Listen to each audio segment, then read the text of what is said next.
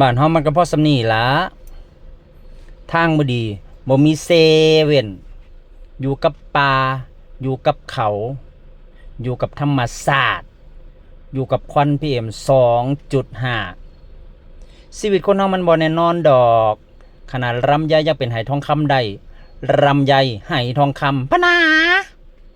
ถ้าวันนี้ให้ดีที่สุดเฮ็ดดีซ้ำใดก็ถึงเมียดาเก่าหันลา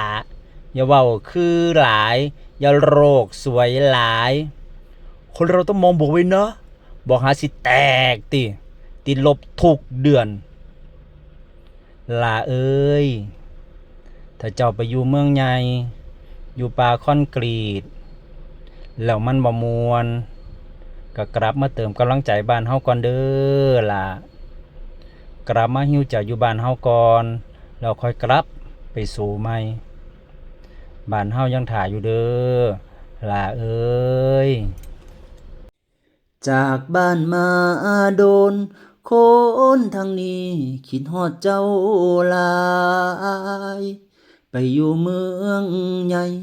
เป็นจังใดสำบายดีบ่อีพ่อกะถามอีแม่กะจมคิดฮอดเศร้าคำมื้อใดสิมื้อคืนบ้านช่วงสงกรานต์เจ้าว่างอยู่บ่หาเงินบ่พอก็บ่เป็นหยังดอกลาสงกรานต์ให้เจ้ากลับมา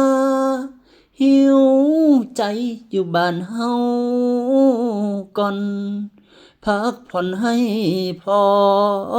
แล้วค่อยกลับไปสู่ใหม่จังใด